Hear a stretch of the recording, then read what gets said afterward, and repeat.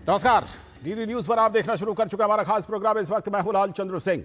अगले 1 घंटे में हम देखेंगे कुछ ऐसी खबरें जिन पर चर्चा जरूरी है, और ये चर्चा हम करेंगे अपने संवाददाताओं और खास मेहमानों के साथ। और आज हम सबसे पहले बात करने वाले हैं कि बिहार के लोगों को एक और बड़ा तोहफा मिला है, 125 यूनिट बिजली मुफ्त में। इसके पहले भी बिहार सरकार एक से बढ़कर एक ऐलान कर चुकी है। बिहार में इसी साल चुनाव भी होने, इस साल के आखिर तक। तो ऐसे में सवाल उठ रहा है कि क्या विपक्षी दलों को बिहार सरकार बिल्कुल मुद्दा विहीन कर रही है, क्योंकि विपक्ष में इन घोषणाओं से, इन योजनाओं से जबरदस्त हलचल है। तो सबसे पहले इसी पर बात होगी, और इसके बाद बात करेंगे कि इन दिनों नेताओं के बोल क्या कुछ ज्यादा बिगड़ रहे हैं। खासतौर पर कांग्रेस के नेता राहुल गांधी ने, जो नेता प्रतिपक्ष हैं लोकसभा में, उन्होंने असम के मुख्यमंत्री को लेकर ऐसा बयान दिया जिसको लेकर असम में जबरदस्त सरगर्मी है। और बात सिर्फ राहुल गांधी की नहीं है, राहुल गांधी को हिमंता बिस्वा शर्मा ने जवाब दे दिया। इससे पहले पश्चिम बंगाल की मुख्यमंत्री ममता बनर्जी, बिहार में आरजेडी के नेता तेजस्वी यादव, तमाम नेता एक से बढ़कर एक बयान दे रहे हैं।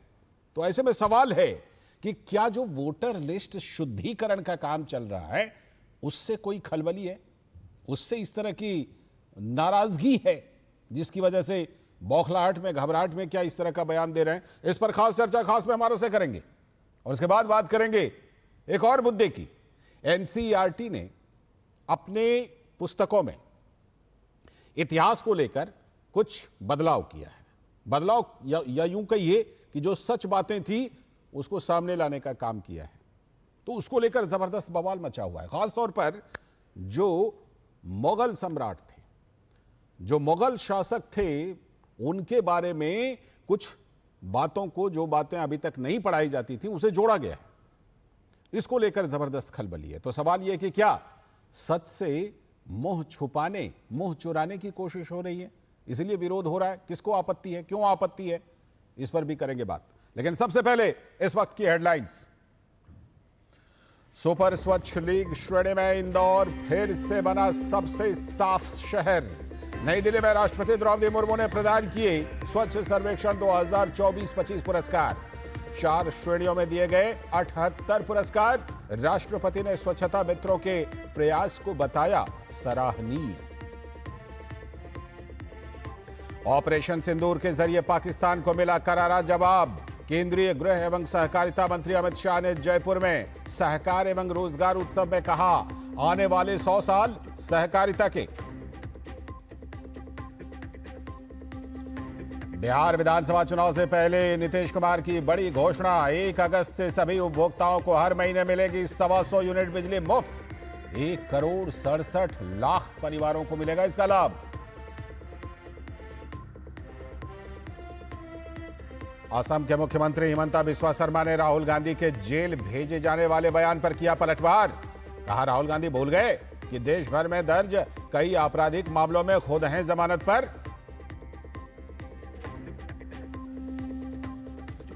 और एनसीईआरटी की कक्षा 8वीं की इतिहास की पुस्तकों में बदलाव से बरपा हंगामा।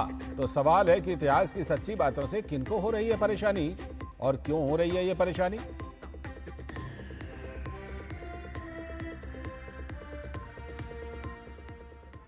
तो ये थी इस वक्त की हेडलाइंस, और अब देखते हैं खबरों को विस्तार से। और आज सबसे पहले हम बात करने वाले हैं बिहार में। जिस तरह से बिहार की जो सरकार है, राज्य सरकार है, वो एक के बाद एक बड़े ऐलान कर रही है। और उसी क्रम में एक और बड़ा ऐलान हुआ है कि बिहार के लोगों को एक और तोहफा मिला है।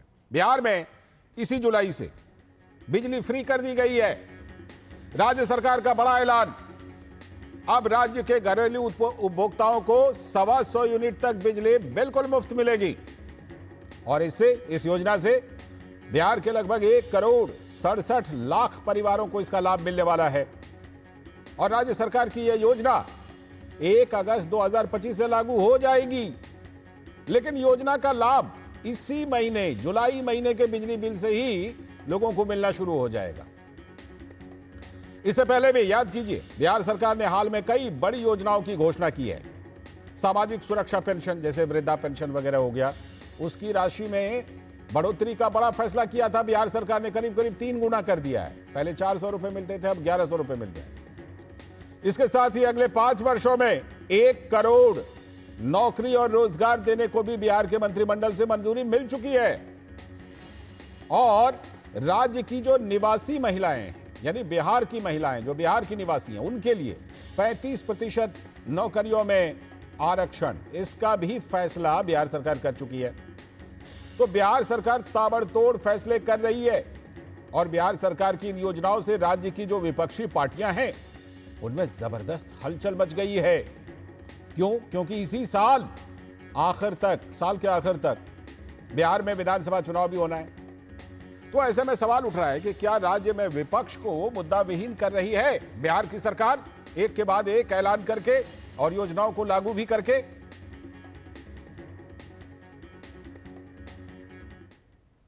तो बिहार के उप मुख्यमंत्री विजय सिन्हा का कहना है कि एनडीए सरकार का फैसला गरीबों के हक में है।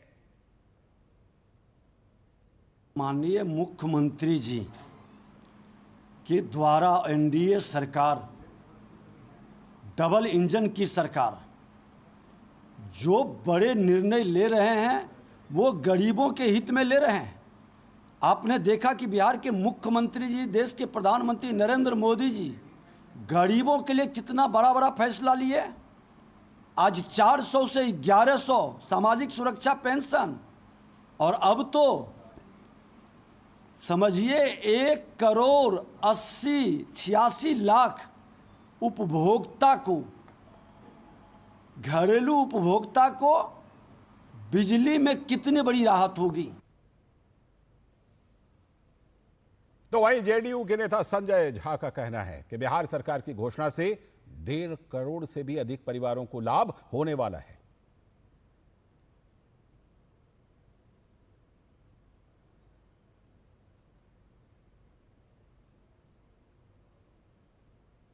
जो मुख्यमंत्री जी ने घोषणा किया है 125 यूनिट फ्री, मतलब 1,67,00,000 परिवार, टोटल कंज्यूमर बिहार में 1,87,000 है, उसमें से 1,67,00,000 125 मेगावाट ही यूज करता है और उनको बिजली फ्री हो गया। लेकिन अगले 3 साल में उनके घर पे जगह नहीं है तो कोई कॉमन जगह पर ये सोलर से जोड़ दिया जाएगा।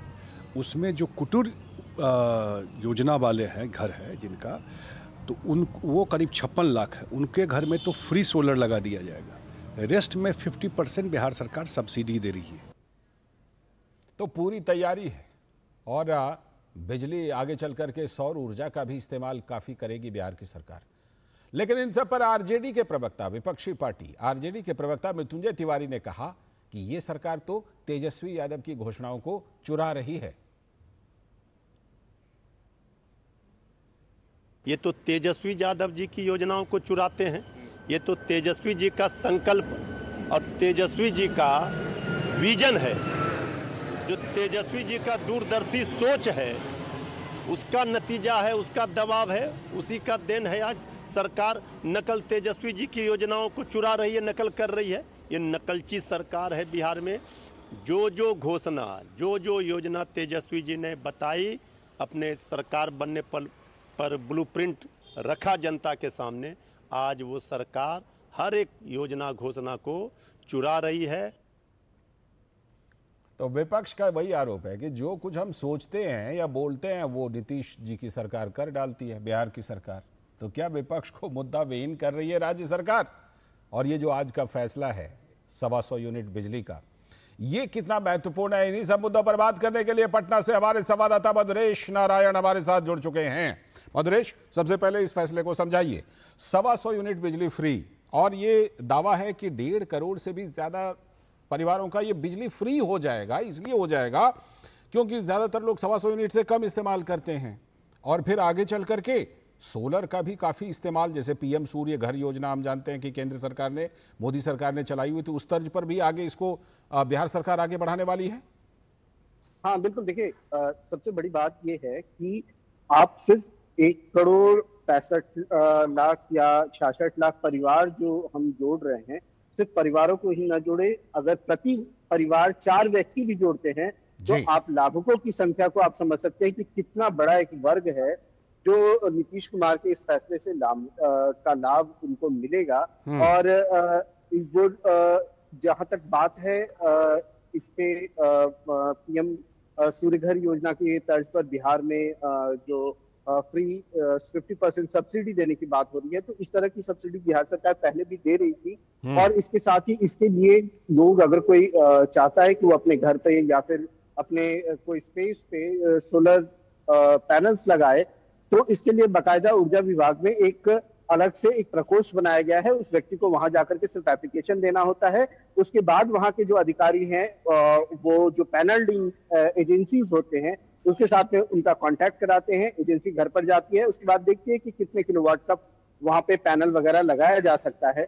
और इसके बाद में अगर किसी के पास में फिर भी और सब्सिडी दी जाती है, लेकिन फिर भी अगर किसी उपभोक्ता के पास में पैसे कम होते हैं तो सरकार की ये कोशिश होती है कि जो गवर्नमेंट बैंक है वहां से उनको कम से कम रेट ऑफ इंटरेस्ट पर लोन भी उपलब्ध करा दिया जाए। तो ओवरऑल में जो नीतीश कुमार का विजन है, काफी लंबे समय से इसको लेकर के वो काम कर रहे थे। और हमारी बात जब south Bihar power distribution limited के एक अधिकारी से हुई तो उन्होंने बताया कि ये जो पूरी योजना है ये कोई एक दिन में डिजाइन की हुई योजना नहीं है। इसके लिए बाकायदा साल भर 6 महीने से रिसर्च वर्क चल रहा था कि किस तरीके से इसको डिजाइन किया जाए, किस तरीके से इसको प्लान किया जाए, कितना यूनिट हम बिजली फ्री दें ताकि बहुत ज्यादा वजन जो है वो सरकार के कोष पर भी ना पड़े।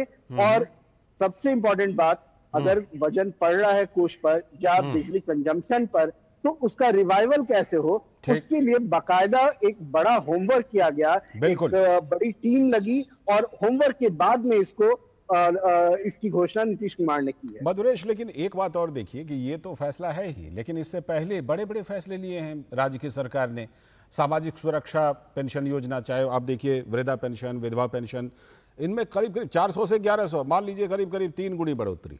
इसके पहले उसके बाद 1 करोड़ लोगों को रोजगार मंत्रिमंडल से मंजूरी मिल चुकी है। महिलाओं को, जो राज्य की निवासी महिलाएं, उनको 35% आरक्षण। ऐसा लग रहा है कि बिहार सरकार एक के बाद एक बड़े बड़े ये जो योजना लेकर आ रही है, इससे विपक्षी दलों में, विपक्षी नेताओं में बेचैनी भी दिखाई पड़ रही है कि हमारे मुद्दे चुरा रहे हैं वो। देखिए, ये पहले से ऐसे मुद्दे थे जिन पे बिहार सरकार काम कर रही थी। बीच में जब नीतीश कुमार महागठबंधन में चले गए, उस वक्त भी नीतीश कुमार अपने इसी विजन पे काम कर रहे थे। तो इसकी जानकारी निश्चित रूप से तेजस्वी यादव को भी थी। सरकार जो भी डिसीजन लेती है, जो भी फैसले बनाती है, वो ओवरनाइट जनरली नहीं होता है जी। उसके लिए एक बाकायदा रिसर्च वर्क कंडक्ट किया जाता है, पूरी टीम लगती है। तो तेजस्वी को जब जानकारी थी कि ऐसा कुछ सरकार करने का सोच रही है, और तो उन्हीं बातों को तेजस्वी दोहराते थे। अब सरकार ने चूंकि यह फैसला कर लिया है, उसको होमवर्क करके अपना कंक्रीट जो जमीन थी वो तैयार कर ली है, तो उस पे अपने फैसले दे रही है। अब निश्चित रूप से तेजस्वी को इससे परेशानी इसलिए हो रही है क्योंकि लोकसभा चुनाव के बाद जब विधानसभा चुनाव की सुगबुगाहट शुरू हुई, पार्टियों ने तैयारी शुरू किया, तो तेजस्वी यादव मैदान में उतरे और विकास का मुद्दा लेकर के उतरे। मगर वो मुद्दा भी उनका एनडीए के विकास के सामने सिफर साबित हुआ। उसके बाद वो नौकरी का मुद्दा लेके उतरे। एनडीए ने पूरा फैक्ट्स एंड फिगर रखा कि कैसे 38 लाख लोगों को रोजगार नौकरी से जोड़ा गया। उसके बाद 1 करोड़ जो युवा हैं उनको स्किल डेवलपमेंट उनका करा करके नौकरी और रोजगार से जोड़ने की बात अभी कैबिनेट से पास हुई। उसके बाद तेजस्वी यादव डोमिसाइल को लेकर के जब आगे बढ़े, डोमिसाइल की बात की, तो महिलाओं का डोमिसाइल ऑलरेडी क्लियर कर दिया गया है कि जो महिलाएं बिहार की निवासी हैं तो उनको डोमिसाइल का फायदा मिलेगा। कल हमारी बात जब सुनील कुमार जो शिक्षा मंत्री हैं बिहार के, उनसे हुई, तो उन्होंने ये बताया कि वो लीगल ओपिनियन भी ले रहे हैं कि पुरुषों के लिए डोमिसाइल कैसे लागू किया जा सके ताकि किसी तरह का जो संवैधानिक हर्डल उत्पन्न न हो, और जब सरकार इस पे फैसला करे तो कंक्रीट फैसला हो। तो निश्चित रूप से सरकार ऑलरेडी जो मुद्दे हैं उस पर काम कर रही है, और जैसे जैसे मुद्दे क्लियर हो रहे हैं उसका अनाउंसमेंट कर रही है। अब इसमें तेजस्वी को दर्द होना तो लाजमी है, क्योंकि अब जब वो चुनाव में उतरेंगे, विधानसभा चुनाव में, तो उनके पास कोई मुद्दा ही नहीं होगा कि वो जनता को उसको लेकर के अपनी तरफ अपने पाले में कर सके। जी, क्या परेशानी की वजह यह भी है मधुरेश कि ये जितने भी ऐलान हैं, जितनी भी योजनाएं हैं, उसका सिर्फ बिहार सरकार ऐलान नहीं कर रही है, बल्कि उसको हाथों हाथ लागू भी कर रही है। अब बिजली की योजना ही देख लीजिए, 1 अगस्त से लागू और जुलाई से ही लाभ। तो ये योजना क्योंकि अभी से बिहार सरकार लागू भी कर रही है और चुनाव होना है साल के आखिर में, तो इस वजह से भी जो विपक्षी पार्टियां उनमें ये घबराहट ज्यादा है कि ये तो योजनाएं लागू हो रही हैं, लोगों को उसका फायदा मिलना शुरू हो रहा है। हाँ बिल्कुल, निश्चित रूप से देखिए, जो योजनाएं लागू हो रही हैं उसका फायदा तो निश्चित रूप से लोगों को मिलेगा। और जब लोगों को फायदा मिलेगा तो नीतीश कुमार की तो वैसे ही फैन फॉलोइंग बिहार में बहुत ज्यादा है, क्योंकि जिन लोगों ने आज से 20 साल पहले का बिहार देखा हुआ है और आज का बिहार देख रहे हैं, उनको तो साफ क्लियर डिफरेंस नजर आ ही रहा है ना। अगर सिर्फ बिजली की बात करें तो आज से 15 साल पहले, 20 साल पहले राजधानी पटना में 12 घंटे 14 घंटे बिजली रहना बड़ी बात हो जाती थी। गांव की तो बात ही छोड़ दी जाए, वहां तो 1 घंटे 2 घंटे या बिजली ही नहीं पहुंची थी। आज बिहार की स्थिति यह है कि बिहार का रिमोटेस्ट विलेज जो है वहां पर रात में बिजली है, वहां पे बल्ब जल रहा है, वहां पे पंखे चल रहे हैं। तो ये बताता है कि नीतीश कुमार धीरे धीरे चरणबद्ध तरीके से उन्होंने काम किया। एक स्टेट जो बिल्कुल खोखला हो गया था, एक रात में उसको रिवाइव कर देना तो संभव था नहीं। तो नीतीश कुमार ने चरणबद्ध तरीके में विकास किया। पहले रोड का विकास हुआ, बिजली का विकास हुआ, उद्योग का विकास सभी हो रहा है। और हम देख रहे हैं कि बिहार में तेजी से टूरिज्म भी जो है वो बढ़ रहा है। चाहे सीता माता की जन्मस्थली का विकास के बारे में हम बात करें, या केंद्र सरकार ने अभी जो बजट में जो गया बोध गया के लिए सर्किट बनाने की, जो कॉरिडोर बनाने की बात की, उसके बारे में बात, तमाम जगहों पर टूरिज्म को लेकर के भी विकास हो रहा है, जिससे एक बड़ा उद्योग जो है वो खड़ा हो रहा है और बड़े लोगों को रोजगार मिल रहा है, नौकरियां मिल रही है, कैश का जो फ्लो है वो बढ़ा है बिहार। जी बिल्कुल बिल्कुल। और ये जाहिर सी बात है कि जब ये सब कुछ हुआ है तो इसका असर चुनावों पर हो सकता है, और चुनावों पर असर का मतलब राजनीतिक पार्टियों पर असर।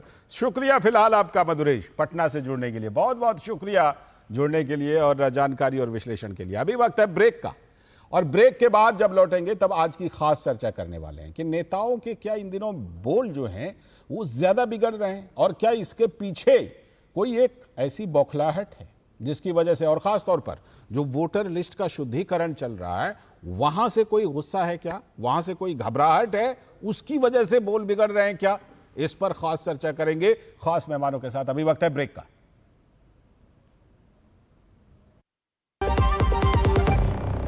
दादू दादू, हाँ? ये प्रीमियम क्या होता है? बेटा प्रीमियम मतलब समझ लो पेट्रोल। जब तक कार में पेट्रोल है तब तक कार चलेगी, पेट्रोल खत्म कार स्टॉप।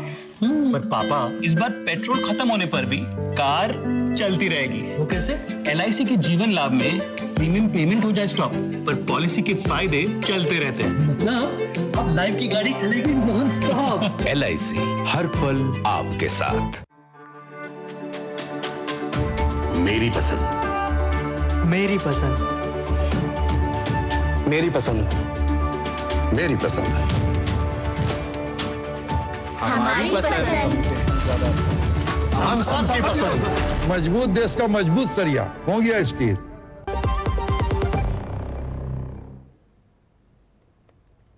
स्वागत है ब्रेक के बाद।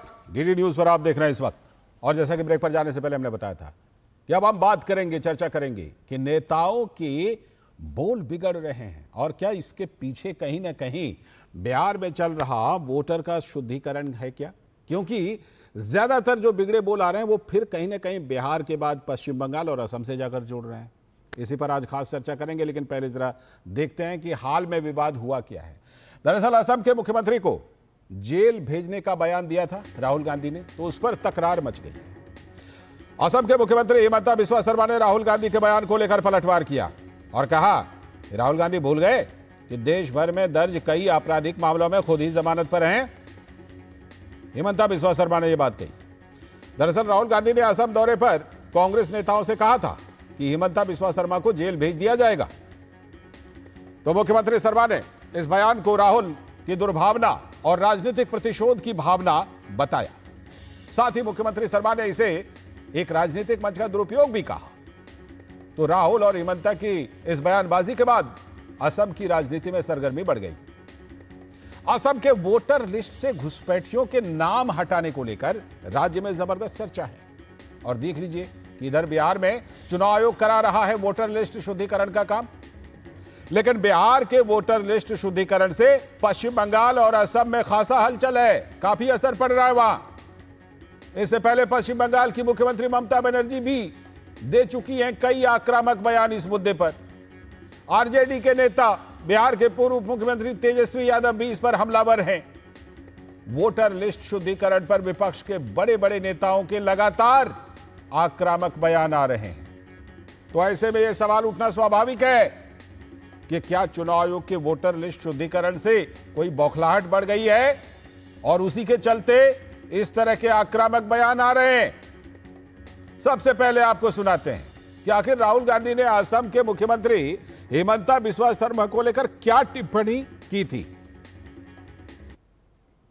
आपके चीफ मिनिस्टर अपने आप को चीफ मिनिस्टर नहीं समझते हैं, असम के राजा समझते हैं। और असम का राजा 24 घंटे कभी अदानी को कभी अंबानी को आपका धन आपकी जमीन देने में लगे हुए हैं। मगर अगर आप उनकी आवाज अच्छी तरह सुनोगे, टीवी में अगर आप उनको अच्छी तरह देखोगे, तो आपको पता लगेगा कि आवाज के पीछे डर है। बड़ी बड़ी बातें करते हैं, चिल्लाते हैं, मगर आप आज जाकर टेलीविजन पे उनका चेहरा देखना, उनकी आवाज सुनना और आपको दिखेगा कि उनकी आवाज में, उनके दिल की गहराई में डर है। क्योंकि वो जानते हैं कि एक ना एक दिन कांग्रेस के जो बब्बर शेर हैं उन्हें पकड़ के जेल के अंदर डाल देंगे। और इससे उनको ना मोदी बचा पाएगा, ना अमित शाह बचा पाएगा।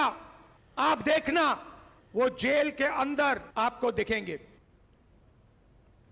राहुल गांधी जी के पूरे बयान को आपने जरूर सुना, क्या कुछ उन्होंने कहा उस पर विस्तार से तो बात करेंगे ही आज की चर्चा में। लेकिन राहुल गांधी के इसी बयान को लेकर असम के मुख्यमंत्री हिमंता बिस्वा शर्मा ने पलटवार किया, उनकी बातें सुनिए। Lost the election, why I spent time on him. Now he is not that important. So he lost, after that he lost series of elections, so why should I spend my time on him?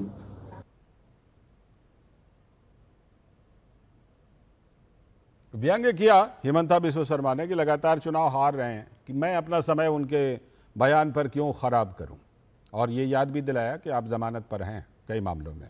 खैर, इसी पर आज खास चर्चा के लिए कि क्यों नेताओं के बोल बिगड़ रहे हैं और क्यों ये बौखलाहट है, इसी पर खास चर्चा करने के लिए खास मेहमान जुड़ रहे हैं।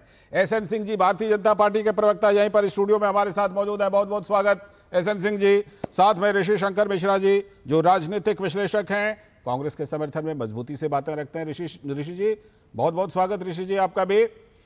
और साथ में हमारे साथ राम कृपाल सिंह सर हैं, वरिष्ठ पत्रकार, जो हमारे साथ जुड़ चुके हैं। सर नमस्ते, बहुत बहुत स्वागत। आप ही के पास सबसे पहले आ रहा हूं। राम कृपाल सर, बताइए जरा कि ये लगातार इस तरह के आक्रामक बयान जेल भेज देंगे, नेताओं को ये ठिकाना लगा देंगे। कोई कहता है पत्रकारों को जेल भेज देंगे, कोई कहता है देख लेंगे। ये क्या हो रहा है? ये हो क्या रहा है इस देश में?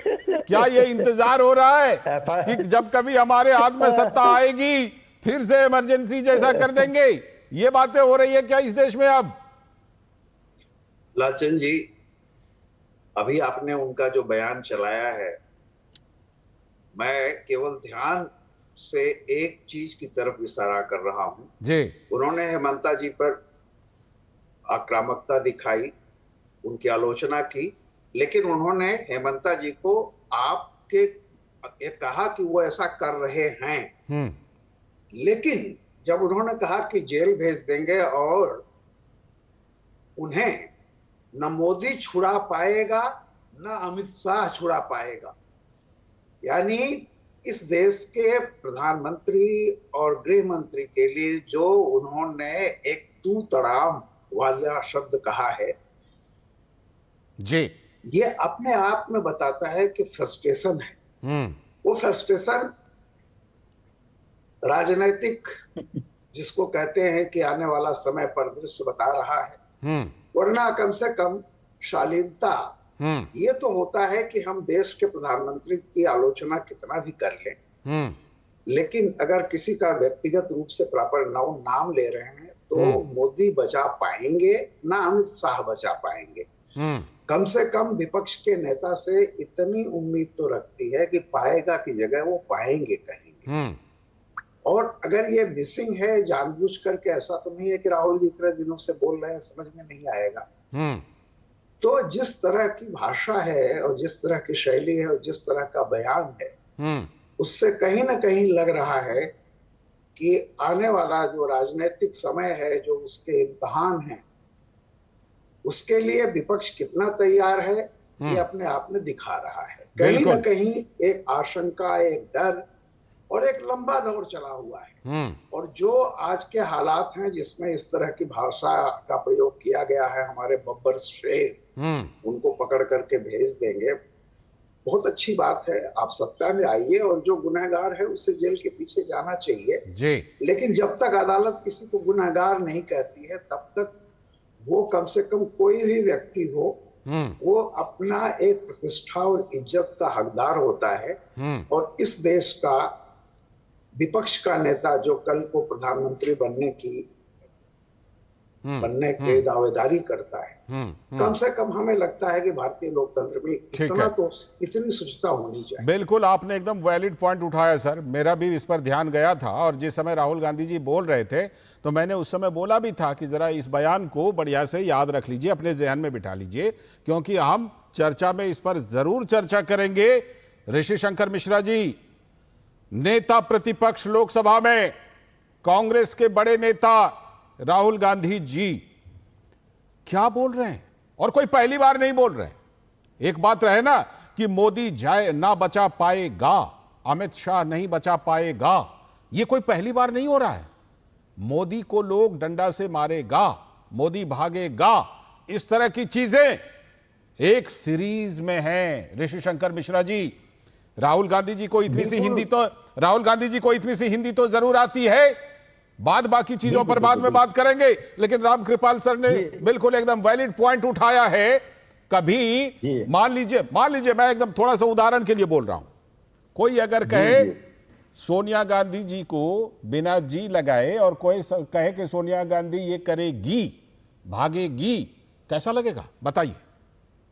बिल्कुल बिल्कुल, आपने बिल्कुल सही कहा। जो पब्लिक लाइफ में जो भी लोग हो, सत्ता में हो या विपक्ष में हो, चाहे किसी भी पार्टी से हो, उनको अपने भाषा शैली पे ध्यान देना चाहिए। बिल्कुल। रामकृपाल जी ने बहुत से एग्जाम्पल गिनाए, आपने भी बहुत से एग्जाम्पल गिनाए। उसमें यदि 2-3 भाषण नरेंद्र मोदी जी का भी जोड़ दिया जाता, 2-3 भाषण अमित शाह जी का भी जोड़ दिया जाता, तो एक समावेशी समीक्षा होती और दर्शकों को भी अच्छा लगता कि भाषा शैली, चाहे पक्ष के नेता आप बताइए, इस तरह का तू तड़ाक वाला चीज अगर कहीं पर है तो आप जरा गिनाइए। हाँ, गिनाइए। 50 करोड़ की गर्लफ्रेंड किसने कहा था? व्यंग्यवान था वो, व्यंग्यवान था, तू तड़ाक नहीं था। सोनिया गांधी मौत का सौदागर किसने कहा था?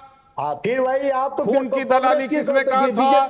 अरे ये काम ऐसा, मैं यही कह रहा हूं, तू तड़ाक वाली बात और व्यंग करना दोनों अलग चीजें हैं ऋषि शंकर मिश्रा जी, दोनों अलग चीजें हैं। भाषा शैली, चाहे वो 50 करोड़ की गर्लफ्रेंड वाली बात हो या नरेंद्र मोदी जी के लिए तू तड़ाका जैसे शब्दों का इस्तेमाल किया गया। मौत का सौदागर, सवाल यह भाषा शैली को लेकर है सर।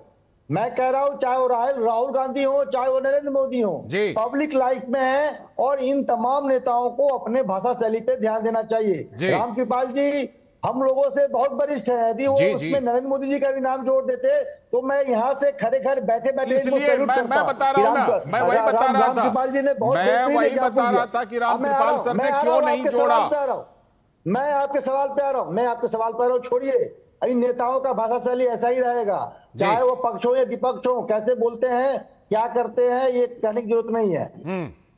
दूसरी बात असम को लेकर जो राहुल गांधी ने जो कल कहा, वो तो सही है। हेमंत बिस्व शर्मा का शिष्टाचार, मतलब भ्रष्टाचारी शिष्टाचार है। वहां की सरकार के तो आरोप लगाइए ना जी, आरोप भी तो लग रहा है, आरोप लगाइए, साबित कीजिए। मैं बता रहा हूँ, ये क्या मतलब है? एसएन सिंह जी यहाँ बैठ करके कहेंगे कि सिद्धारमैया को जेल में डाल दूंगा, सुक्खू को जेल में डाल दूंगा, रेवंत रेड्डी को जेल में डाल दूंगा, ऐसे थोड़े ना होता है। पूरे गांधीवादी तरीके से आपसे रिक्वेस्ट कर रहा हूँ। जी जी जी बिल्कुल बिल्कुल बोलिए। आप लगातार टिप्पणी किए जा रहे हैं। ठीक है बोलिए आप। मैं ये कह रहा हूँ कांग्रेस में रहते हुए ही अमित शाह जी ने हेमंत बिस्व शर्मा पे चिटफंड घोटाले को लेकर जबरदस्त घेराबंदी की थी और कांग्रेस पे हेमंत बिस्व शर्मा ने दबाव बनाया कि मुख्यमंत्री हमें बनाए। कांग्रेस ने स्पष्ट कहा जिन पे इस प्रकार के आरोप है उनको मुख्यमंत्री हम नहीं बनाएंगे। तो भाजपा ने ऐसे भ्रष्टाचारियों को गले लगाया। आज देखिए उनके पत्नी से लेके उनके बेटे पे गंभीर आरोप है कि तो किस प्रकार से सरकारी ठेके उनके बेटे उनके पत्नी के कंपनियों को दिया जा रहा है, उनके बेटे के मित्रों को दिया जा रहा है। तो इसकी जांच होनी चाहिए कि नहीं होनी चाहिए? होनी चाहिए। हमारे देश के गृह मंत्री पे आप विश्वास करते हैं कि नहीं करते हैं? अमित शाह जी पे विश्वास करते हैं कि नहीं करते हैं? होनी चाहिए, आरोपों की जांच होनी ही चाहिए। मैं ठीक 4 बजे सुन तो लीजिए, आरोपों की जांच बिल्कुल होनी चाहिए सर। सुन तो लीजिए। कितना देर कंप्लीट भी कीजिए। एसएन सिंह जी जवाब देने के लिए तैयार हो रहे हैं। सुनाई नहीं पाए। कितना देर पूरा लगातार आप ही बोलेंगे? कुछ रह गया तो जोड़ लेंगे, जोड़िए ना, कुछ रह गया तो जोड़िए। कितना मैं ये कह रहा किस लिए बैठे? देश के गृह मंत्री पे हमें भी भरोसा है। उन्होंने जो आरोप हेमंत बिस्व शर्मा पे कांग्रेस में रहते हुए लगाया था उसका निष्पक्ष जांच होना चाहिए।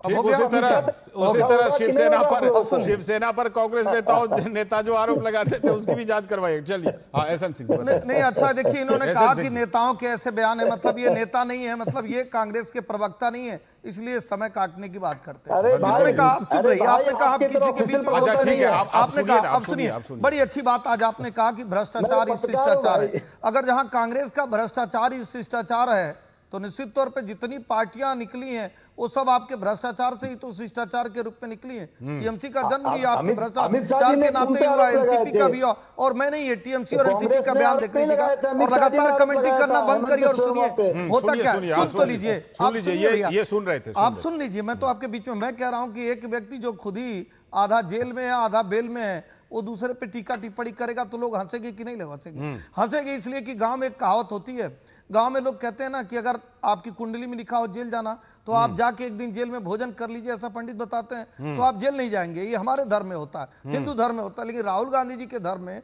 जॉर्ज सोरोस के धर्म में दूसरा होता है। जॉर्ज सोरोस और राहुल गांधी जी के धर्म में होता है कि अपनी बात आप दूसरे पे कह दीजिए तो हो सकता है बच जाए। हो सकता है इसी नाते राहुल गांधी जी इस तरह का बयान दे रहे हैं क्योंकि वो हिंदू धर्म को तो मानते। राहुल गांधी जी ये बयान इसलिए दिए कि हो सकता है बार बार हमको जाना पड़ रहा है, जेल में जाना पड़ रहा है, कचहरी में जाना पड़ रहा है, कटघरे में जाना पड़ रहा है और बार बार माफी मांगना पड़ रहा है। भाई 8 बार तो माफी मांग चुके, तो ये जेल बेल मेल का खेल बंद हो जाए इसलिए जॉर्ज सोरोस से ये सगुफा लेकर आए कि हम दूसरे पे आरोप लगा देंगे तो बच जाएंगे। अब तीसरी बात पे एक बात का जवाब जरूर जोड़िएगा, ये जोड़िएगा जो ऋषि शंकर मिश्रा जी ने कहा कि आप लोग भी तो कहते हैं 50 करोड़ की कितनी गर्लफ्रेंड, तो ये वो बयान इसलिए तू तड़ाक करके भागेगा करेगा कर रहे हैं गा कर रहे हैं, तो क्या दिक्कत है? देखिए हम लोगों को इसलिए दिक्कत नहीं है जो अपने माता पिता को, जो अपने गुरु को, जो अपने गार्जियन को, जो अपने चुने हुए देश के प्रधानमंत्री के हाथ से कोई चीज लेकर फाड़ देता है, उसके साथ अनाप शनाप बातें करता है, अपने राष्ट्रीय अध्यक्ष के साथ जो पार्टी जो है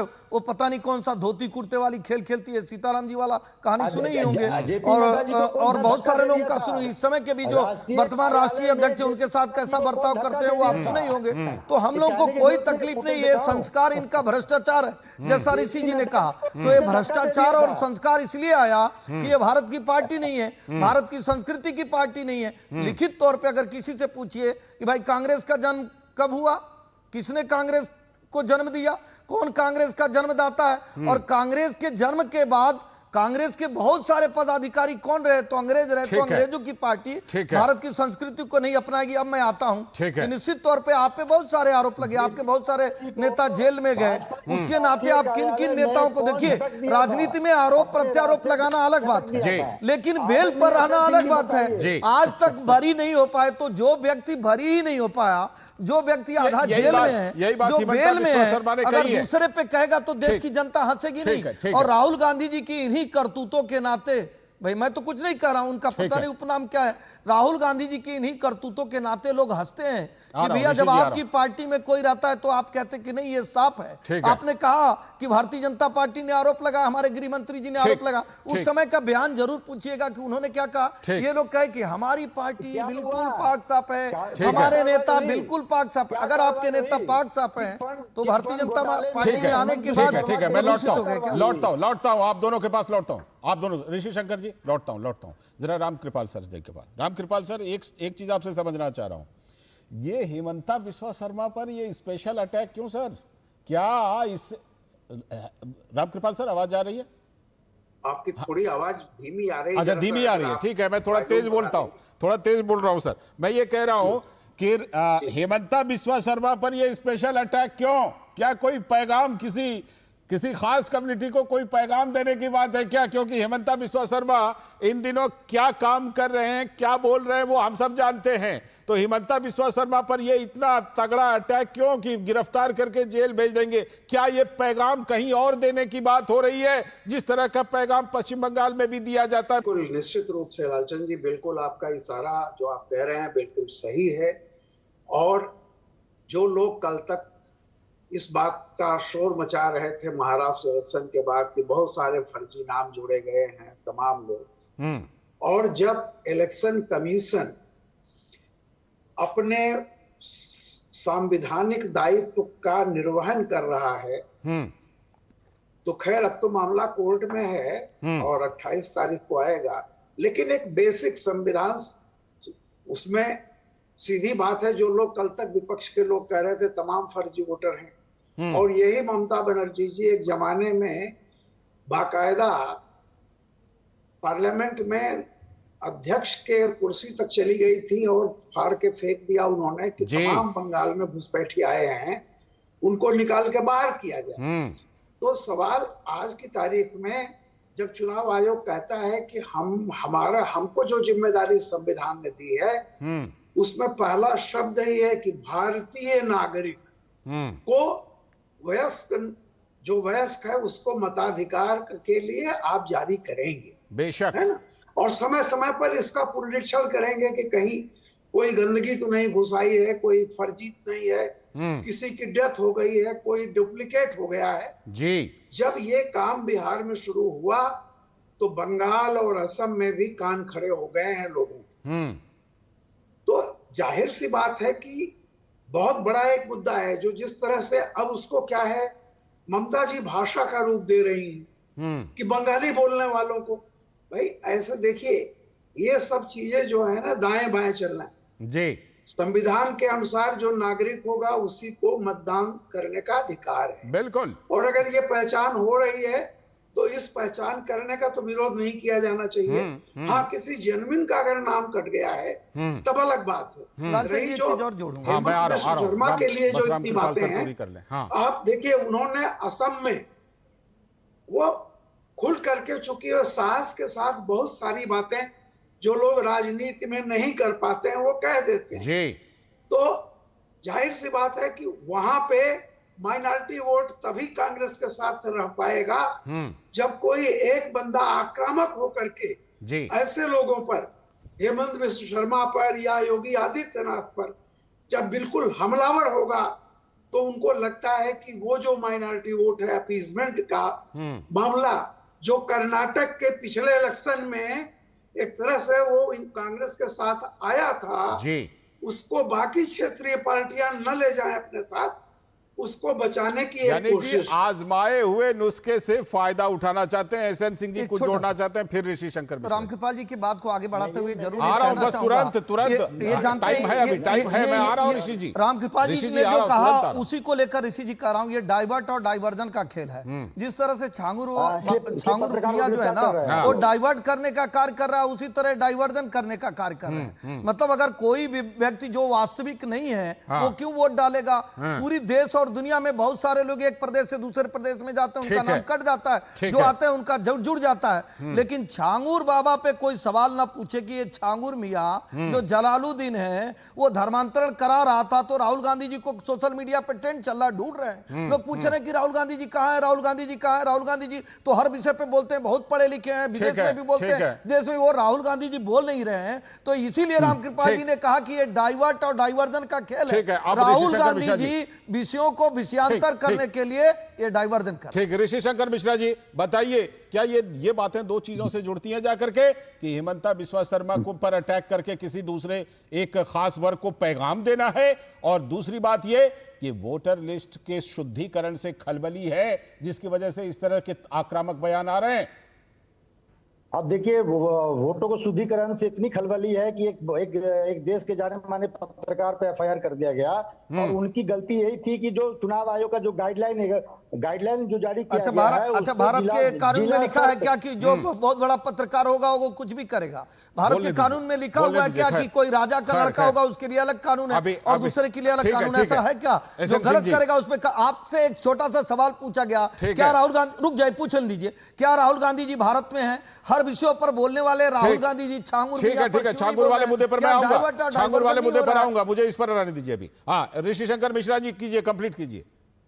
अब जी आप ये बोल लिए तो मैं फ्रेम आ जाता हूं। नहीं, बिल्कुल कीजिए, कंप्लीट कीजिए ना। बिल्कुल, देखिए चुनाव, देखिए एसआईआर का कोई विरोध नहीं कर रहा है, विरोध तो टीडीपी कर रहे हैं। इनके एनडीए के जो महत्वपूर्ण घटक दल हैं, बीजेपी के बाद सबसे बड़ी पार्टी टीडीपी ने टाइमिंग को लेकर सवाल उठाया, उपेंद्र कुशवाहा ने टाइमिंग को लेकर सवाल उठाया है, और अजीत अंजुम की यही गलती थी कि उन्होंने जो गाइडलाइन चुनाव आयोग ने जारी किया वो ग्राउंड लेवल पे नहीं फॉलो किया जा रहा है। उस फुटेज को लेकर इन पे एफआईआर किया गया है। अगर गलत एफआईआर है तो अदालत है ना सर? मतलब क्यों हम कह रहे गलत एफआईआर क्यों? जो नहीं, मैं कह रहा हूं कि ये आप कह सकते हैं कि गलत एफआईआर है, जिन्होंने किया या करवाया वो कह रहे हैं कि सही एफआईआर किया है। आप जो कह रहे हैं, अरे आप अपने मत को बता नहीं पा रहे हैं कि क्या सही हो रहा है कि गलत हो रहा है। आप अपने मत को ऋषि जी बताइए, ठीक है, कि वोटों के पुनर्निरीक्षण का कार्य हो रहा है, सही है कि गलत है, बता दीजिए। एसएन सिंह जी रुक जाइए, आप इनसे पूछिए। वो दोनों चीजें मैंने पूछ ली है, दोनों चीजें पूछ ली। हाँ बोलिए बोलिए। जहां तक असम सरकार पे लगे भ्रष्टाचार का मामला है, तो विपक्षी पार्टियों का ये जिम्मेवारी है कि यदि हेमंत बिस्वा शर्मा जो है, जो उनको दायित्व दिया गया है, उस दायित्व को निर्वहन करने में सफल नहीं है, उनके पत्नी या उनके बेटे पे गंभीर आरोप है, तो चले जाइए अदालत। अच्छा, खाद घोटाले वाले, हाँ चले जाइए ना अदालत, घोटाले वाले, 2G घोटाले वाले, जीजाजी घोटाले वाले, वहां पर वो बातें रख दीजिए ले जाकर। जानते हैं क्या है, जो व्यक्ति जैसा किया रहता है ना लालचंद जी, अगर किसी को बुखार हुआ रहता है तो जब भी आप कहेंगे ना कि देखिए दूसरे को बुखार तो नहीं है ना, वो कहेगा हाँ उसको भी बुखार है। आप आजादी के इतिहास के बाद कांग्रेस सरकार जब से बनी और आज तक देख लीजिए, इनकी सरकार बनी भी भ्रष्टाचार से और गई भी भ्रष्टाचार। आदर्श घोटाला किसके समय में हुआ? हर्षद मेहता घोटाला किसके समय में हुआ? जीप घोटाला किसके समय में हुआ? खादान घोटाला किसके समय में हुआ? खान घोटाला किसके समय में हुआ? 2G घोटाला किसके समय में हुआ? होता क्या है कि घोटाला रात दिन घोटाला करते करते भ्रष्टाचार करते बंगारू लक्ष्मण गिनिएगा, बंगारू लक्ष्मण गिनिएगा तो एलआईसी घोटाला, जीप घोटाला से लेकर के पता नहीं क्या क्या घोटाला आ जाएगा, खाद घोटाला, चीनी घोटाला, दवा घोटाला, लंबी सीरीज है, लंबी सीरीज है। आज घोटाले पर बात हम नहीं कर रहे हैं, लंबी सीरीज है, घोटाले पर बात नहीं कर रहे हैं। हम ये कह रहे हैं कि आप लोग ये बात उठाते हैं, कभी कभार बोलते हैं, नैरेटिव बनाते हैं, फेक नैरेटिव कि घोषित इमरजेंसी है, और अभी से आप धमकी दे रहे हैं कि अगर आपकी सरकार आ गई तो पत्रकार को जेल में डाल देंगे, नेता को जेल में डाल देंगे। ये नैरेटिव बना रहे हैं रामकृपाल सर। ऐसे में ये नैरेटिव कि ऐसे तो एक तरफ ये कहेंगे संविधान खतरे में, लोकतंत्र खतरे में, अघोषित इमरजेंसी, और दूसरी तरफ लिबर्टी देखिए कि इस पत्रकार को पकड़ के जेल में डाल देंगे, आने तो दो, इस नेता को पकड़ के जेल में डाल देंगे, जरा आने तो दो हमें। देखिए, मैं अभी हेमंत बिस्वा शर्मा पर एक बात कहना चाहता हूं। ऋषि जी ने कहा कि हेमंत बिस्वा शर्मा भ्रष्ट हैं, और राहुल जी ने भी कहा कि उन पर भ्रष्टाचार है, लेकिन ऋषि जी ने यह भी कहा कि इसी भ्रष्ट आदमी को बीजेपी ने अपना लिया। इसका मतलब है कि वो भ्रष्ट कांग्रेस में रहते हुए भी थे, और अगर आपको ये मालूम था तो फिर तो आपको ही कार्रवाई करनी चाहिए थी हेमंत जी को जेल भेजने की। पहली बात तो ये है। दूसरी बात, जेल न तो कांग्रेस पार्टी या सरकार किसी को भेजती है, न बीजेपी या बीजेपी सरकार किसी को जेल भेजती है। जेल तो अदालत भेजती है। तो वही मैं कह अगर रहा किसी ने कोई पाप किया है तो आप वही मैं कह रहा था कि जेल तो अदालत भेजती है, जाइए वहाँ फैक्ट्स रखिए। जैसे विपक्षी पार्टियों के नेताओं के विरुद्ध आप ईडी सीबीआई लगा देते हैं हेमंत बिस्व शर्मा के विरुद्ध। याद है मुलायम सिंह जी का बयान, मुलायम सिंह जी का बयान याद है, स्वर्गीय मुलायम सिंह जी का बयान तो करवाइए रामकृपाल जी। ठीक है, ठीक है, मैं आ रहा हूँ एक एक लाइन। ऋषि जी कुछ भी हो, ऋषि जी कुछ भी हो, इस तरह की खुली धमकी देना, खुली धमकी देना, जेल भेज दूंगा, देश के प्रधानमंत्री को तू तड़ाक करना, ये गलत है, गलत है, इसको मानिए, देश के प्रधानमंत्री इसको मानिए, ये गलत है। हमारे देश के गृह मंत्री जी ने संसद में कहा, और मैं आज आपके जिम्मेदार चैनल पर कहता हूं, ऋषि शंकर जी, देश की सरकार नहीं है कि दोबारा इमरजेंसी लग जाएगा। आप एक जिम्मेदार आदमी हैं, मानिए इस बात को, गलत है ये, नहीं करना चाहिए ऐसे। जनता ने तय कर लिया है कि इमरजेंसी लगाने वाली सरकार को कभी नहीं चुनेगी, इसलिए ऋषि जी ये ख्याली ठीक है, लेकिन इतनी धमकी तो वो दे रहे हैं, एसएन सिंह जी इतनी धमकी दे रहे हैं कि जब भी आऊंगा करूंगा, ये तो धमकी दे रहे हैं, खुली धमकी, पत्रकार को भी देता हूं। देखिए क्या होता है, व्यवहार परिवर्तित नहीं होता है। ठीक है, देश की जनता सब कुछ देख रही है, फिलहाल समय की कमी है, फिलहाल समय की कमी है। एसएन सिंह जी शुक्रिया, ऋषि शंकर मिश्रा जी शुक्रिया, फिलहाल इस चर्चा में हिस्सा। लेकिन रामकृपाल सर आप रहिएगा, थोड़ा सा रहिएगा, थोड़ी और बात आपसे करनी है, क्योंकि एनसीईआरटी की इतिहास के पुस्तकों में जो कुछ बदलाव है उसको लेकर जबरदस्त खलबली है। थोड़ी सी बात करेंगे आपसे, अभी वक्त है एक ब्रेक का। ब्रेक के बाद जैसा कि हमने बताया कि आज बात करेंगे कि एनसीईआरटी ने इतिहास की पुस्तकों में कुछ सच का आईना दिखाया तो खलबली मच गई। इसी पर करेंगे चर्चा, फिलहाल वक्त है ब्रेक का। जब धरती चीर कर निकलता है लोहे का पत्थर और मिलता है मोंगिया के जोश से, फिर तपता है, पिघलता है और बनता है फौलाद। अब होता है सरिया सारी खूबियों के साथ। मोंगिया स्टील, मजबूत देश का मजबूत सरिया। जो लक्ष्य चुना था समझ आने लगा है। जीएलए यूनिवर्सिटी, उच्च लक्ष्य की निश्चित प्राप्ति। स्वागत है ब्रेक के बाद। आप देख रहे हैं इस वक्त, जैसा कि ब्रेक पर जाने से पहले बता ही दिया था कि इतिहास की पुस्तक में जो एनसीईआरटी ने कुछ थोड़ा सा बदलाव किया है, जो कुछ सच का आईना दिखाया है, उसको लेकर के आपत्ति है, परेशानी है। लेकिन ये परेशानी है क्यों? दरअसल एनसीईआरटी की कक्षा 8वीं की सोशल साइंस टेक्स्ट बुक में कुछ बदलाव किए गए हैं। नई शिक्षा नीति के तहत आई इस नई किताब में मुगल इतिहास के विवरण में महत्वपूर्ण परिवर्तन किए गए हैं। 8वीं की किताब exploring society India and beyond में किए गए परिवर्तन हिस्ट्री डार्कर पीरियड्स में बताया गया है कि यह इतिहास का एक काला वक्त था। इस किताब में अलाउद्दीन खिलजी और मलिक कफूर के अत्याचारों का वर्णन किया गया है, जो एक हकीकत है। मुगलों के सैन्य अभियानों, शहरों को लूटने और हिंदू तीर्थ स्थलों पर हमलों का भी उल्लेख किया गया है। और बाबर को एक क्रूर शासक बताया गया है, जो था वो जिसने लोगों की हत्या की, हड्डियों के ढांचे के टावर बनवाए, गाजी कहलाते थे उस समय। तो इस मामले को लेकर सपा के नेता और कुछ एक मौलानाओं ने घोर आपत्ति दर्ज करा दी। सपा नेता का कहना है कि भाजपा अपनी नाकामियों को छिपाने के लिए इतिहास बदल रही है। तो वहीं मौलाना मिसबाही ने कहा कि किताबों में इतिहास को तोड़ मरोड़ कर पेश नहीं किया जाना चाहिए। एनसीईआरटी ने किताबों को लेकर उठे सवालों पर अपना पक्ष रखा है। उन्होंने कहा यह किताब एनईपी यानी नई शिक्षा नीति 2020 और एनसीएफ-एसई 2023 के मुताबिक तैयार की गई है। और मकसद क्या है? सिर्फ जानकारी देना, सिर्फ जानकारी देना नहीं, बल्कि छात्रों को सोचने, समझने और विश्लेषण करने की क्षमता भी देना और सच से रूबरू कराना। लेकिन सपा के नेता फखरुल अहमद ने कहा कि भाजपा इतिहास को बदलकर अपनी नाकामियों को छिपाने की कोशिश कर रही है।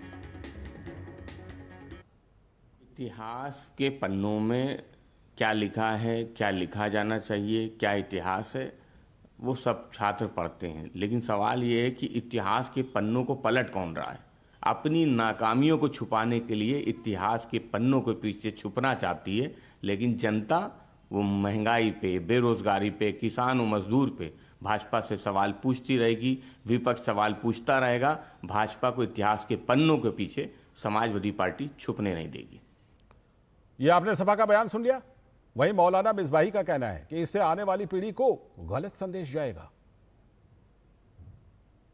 हिस्ट्री जो है किताब की शक्ल में लाई जाए और आज की नस्ल को उसके सामने पेश किया जाए, तो जो हकीकत में जो उनकी हिस्ट्री है वही पेश करना चाहिए।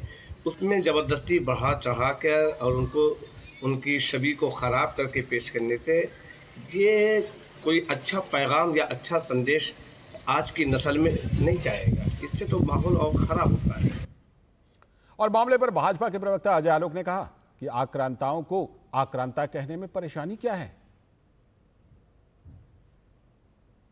विवाद क्या है? विवाद तो ये होना चाहिए कि 70 वर्षों से ये सब बातें हमारी पीढ़ियों को बताई क्यों नहीं गई? क्यों हमें बताया गया कि अकबर दी ग्रेट थे? क्यों नहीं बताया गया कि अकबर ने 30,000 हिंदुओं का नरसंहार किया था? क्यों नहीं बताया गया था कि अकबर ने कहा था कि काफिरों को अपनी तलवार से हमने शांत कर दिया? हमें क्यों नहीं बताया गया औरंगजेब के बारे में? हमें क्यों नहीं बताया गया बाबर के बारे में, बाबरनामा में जिसमें लिखा हुआ है कि लाखों मंदिर तोड़ दिए गए, जैनों का नरसंहार हुआ, बुद्धों का नरसंहार हुआ? क्यों नहीं बताया गया? अगर ये बात आज बताई जा रही है कि वो क्रूर शासक थे, आक्रांता थे, विदेशी थे, तो गलत क्या है? और राजस्थान के शिक्षा मंत्री मदन दिलावर ने कहा कि अब इतिहास को सही किया जा रहा है। एनसीईआरटी की पुस्तकें लिखने वाले लेखक बड़े विद्वान और गहन अध्ययन के बाद इन पुस्तकों को लिखा। ये वास्तविक इतिहास है और वास्तविक इतिहास अकबर का, बाबर का यही कि निर्देश क्रूर थे और क्रूरता को विभाग करते थे। तो वरिष्ठ पत्रकार रामकृपाल सिंह जी हमारे साथ जुड़े हुए हैं और इस मुद्दे पर उनसे बात करते हैं। रामकृपाल सर, ये बात जो हो रही है, क्या सच से दिक्कत है? और जो कहा जाता है कि इस देश में आज़ादी के बाद वामपंथियों ने सत्ता और संस्था का जो एक समझौता किया था, उसके तहत जो बातें छुपाई थी, जिस सच्चाई के ऊपर नकाब डाल दिया था, वो नकाब हटाकर अगर अब सच को दिखाया जा रहा है तो आपत्ति हो रही है। लालचंद जी, पहली बात तो यह है कि इस देश सच्चाई क्या थी वो इस देश की जनता जानती थी, जानती है और आगे भी जानेगी, क्योंकि वो इतना खुला हुआ है कि वो श्रुति परंपरा से लेकर के सारी चीजों पर वो सबको मालूम है। अभी आपने एक चीज कही थी कि आरोप लग रहा है कि सही चीज को बदला क्यों जा रहा है। गलत चीज को बदल करके सही किया जा रहा है।